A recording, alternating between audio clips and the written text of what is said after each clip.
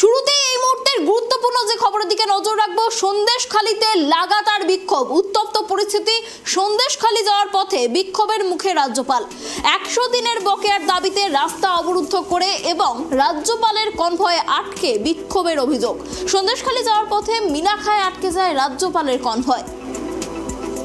এই বিষয়ে আরো বিস্তারিত কথা বলবো, আমাদের সঙ্গে সরাসরি রয়েছে আমাদের প্রতিনিধি সিরাজুল। সিরাজুল, দেখো, যেমনটা জানা যাচ্ছে সন্দেশখালীতে আজ গিয়েছেন রাজ্যপাল, আর সেখানে যাওয়ার পথেই তাকে বিক্ষোভের মুখে পড়তে হয়। বিস্তারিত কি জানা যাচ্ছে? যে রাজ্যপাল আজ সকালবেলা কিন্তু সন্দেশখালীতে আসার কথা ছিল, সেই সন্দেশখালী কিন্তু রওনা দিয়েছিলেন মাঠ পথে কিন্তু মিনাখা থানা এলাকায়। সেখানে কিন্তু গ্রামবাসীরা কিন্তু কালো পতাকা দেখায়, পাশাপাশি কিন্তু সেই রাজ্যপালের কনভয় আটকে তারা বিক্ষোভ দেখাতে শুরু করে। পাশাপাশি তাদের দাবি 100 দিনের কেন্দ্রীয় যে বকেয়া যেটা আছে, জব কার্ডের টাকা বাকি আছে, সেই টাকা আদায়ের দাবিতে তারা বিক্ষোভ দেখান। পাশাপাশি কিন্তু মূল্যবৃদ্ধির দাবিতে, একাধিক জিনিসপত্র মূল্যবৃদ্ধি, অগ্নির যে মূল্যবৃদ্ধি হয়েছে সেই মূল্যবৃদ্ধির প্রতিবাদে কিন্তু তারা বিক্ষোভ দেখাতে শুরু করে।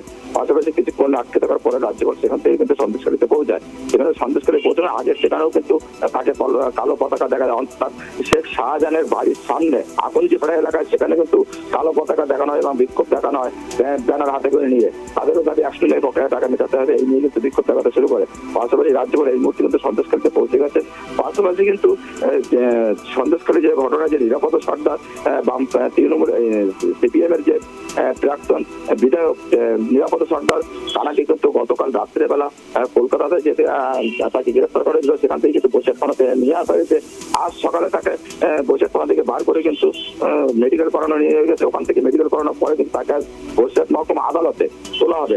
পাশাপাশি কিন্তু সমস্ত সন্দেশখালী জুড়ে কিন্তু একটা উত্তপ্ত সৃষ্টি তৈরি হয়েছে বলে এমনটা অনুমান হচ্ছে। পাশাপাশি সূত্র মারফত আমি যে খবর পাচ্ছি, শুভেন্দু অধিকারী তিনি কিন্তু সন্দেশখালীতে আজ ঢুকবেন বলে দুপুরবেলা, এমনই সূত্র মারফত খবর পাওয়া যাচ্ছে। পাশাপাশি বসিরহাট টাউন হলের ওখানে কিন্তু বামফ্রন্টের বেশ কিছু নেতাকর্মী সমর্থকরা তারা কিন্তু মিছিল করে বসিরহাট এসপি অফিস ঘেরাও করবেন কিছুক্ষণ বাদেই। কিন্তু তার পাশাপাশি কিন্তু বিজেপি কিন্তু দুপুরবেলা কিন্তু সুকান্ত মজুমদার তিনি কিন্তু বসিরহাট ঢুকবেন। বসিরহাটে থেকে মিছিল করে কিন্তু সেই এসপি অফিস বিজেপির পক্ষ থেকে ফের ঘেরাও করা হবে।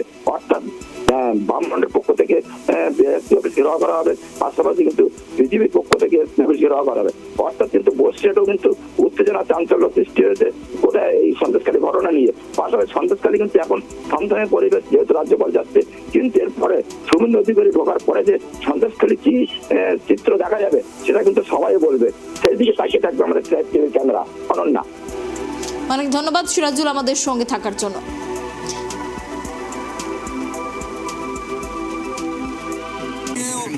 যে কেন্দ্র সরকার 100 দিনে যে টাকা দিচ্ছে না এবং আবাস যোজনা যে টাকা দিচ্ছে না, দীর্ঘদিন মানুষ বঞ্চিত।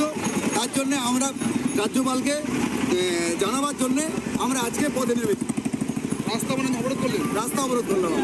আমাদের দাবিগুলো কি? আমাদের দাবিগুলো হচ্ছে আমরা ন্যায্য কাজ করেছি, আমাদের ন্যায্য টাকাটা কেন্দ্র সরকার আমাদেরকে দিয়ে দিক। আর কি দাবি? আর দাবি হচ্ছে ঘর, আবাস যোজনার যে ঘর, সেই ঘরে আমাদের নাম আছে, সেই অথচ আমরা দীর্ঘদিন ধরে আমরা পাইনি। কেন্দ্র সরকার এটা আটকে রেখেছে।